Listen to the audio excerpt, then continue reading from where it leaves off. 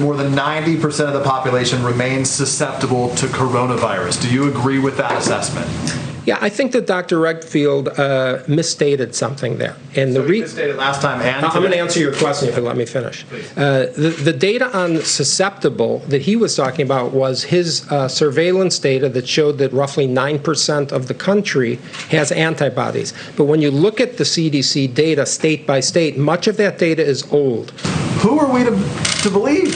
You're supposed to believe the science, and I'm telling you the science. So he's not telling us science. I'm telling you the science, and that's the answer. And if you want to look up all the data, you're free to. Americans are looking for the best information right now. Yeah, and I'm giving you the best information. That was a perfect exchange. White House COVID advisor Dr. Scott Atlas joins me now. Dr. Atlas, thanks for joining us tonight. Why was it so important to correct that reporter's line of questioning? Well, thanks for having me, Laura. You know, it's very difficult these days. Honestly, I just want to say I empathize with the American people who have been told conflicting information from a variety of sources, some of whom should know all the facts, but not everybody knows the data. Not everyone's hands-on with reading the data, and the media has done a poor job at explaining, you know, allowing the data to be brought forward. Having said that, you know, the facts are that people like me are reading as much as we can. We're trying to do the best we can because the truth is critical here. We're in a pandemic, and it's been a tragedy, and 200,000 people have died. On the other hand, the truth has, you know, the facts have evolved since this started. This is not March. We know a lot about this disease. We know who to protect. We know who has high risk, and we know who does not have high risk. And when you get facts that are sort of partial truths, I think it's very damaging. The American people are very afraid. No one wants to be afraid, and the way to calm fear is to actually know the data and explain it very clearly and logically.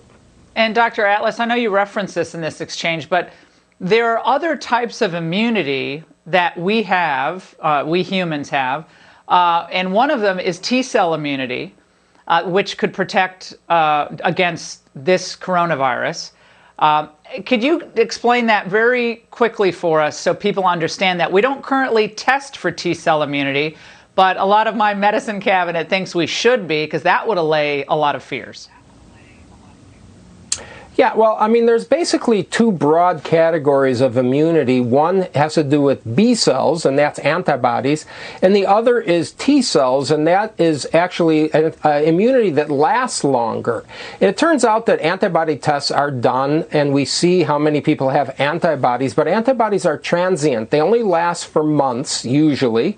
And what we see here is that we make an assessment of how many people have been exposed by doing this test for antibodies, but it turns out the literature has shown that there is a lot more than that population that is actually resistant to the infection because of either T-cell response from this infection or a T-cell immunity from a related similar virus. And this is very important because the statement that 90% of people are still susceptible would make me afraid if I was one of those 90%, but it's actually untrue. And when you look at all the data, whether it's from Sweden or Singapore or La Jolla or University of Washington, all over the country, and now we see it from Japan, where the most of the immunity for this virus is felt to be due to T-cell immunity, and it explains a lot. It explains a lot about perhaps why children have very, very low risk from this. It explains perhaps why people in Asia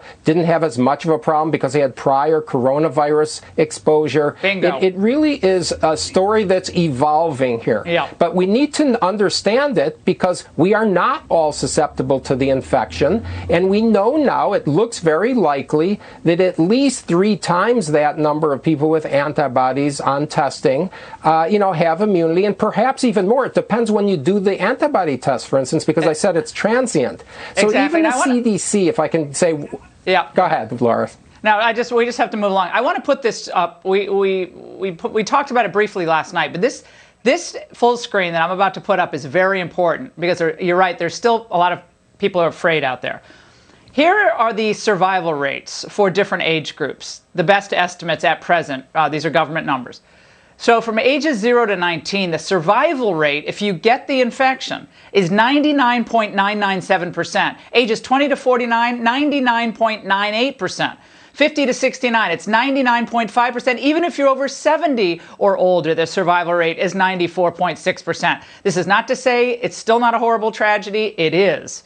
And how many people died? It is a horrible tragedy.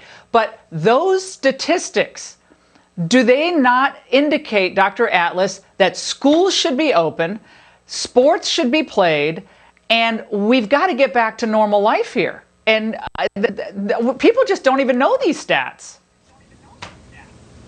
Yes, and I know, and this is a failure, in my view, of the public health officials who have not come forward with all the knowledge that we have, like I said, that we've learned. The disease is very, very low risk for children. It's extremely low risk, other than those few children that have some sort of an underlying condition. It's low risk for young adults, like college students, extremely low risk. And this data is known, it's proven all over the world, and I really hope Americans take the time to listen to some of these epidemiologists from Stanford, Harvard, Oxford, Cambridge. These are some of the best epidemiologists in the world. The data is out there, and we don't all have to be paralyzed with fear. We have to do very, very diligent protection of the people who are vulnerable, and those are usually older people with other comorbidities, and we need to open because we know the harms of not opening. Dr. Atlas, thank you so much for your service to this country and for your perspective. We really appreciate it.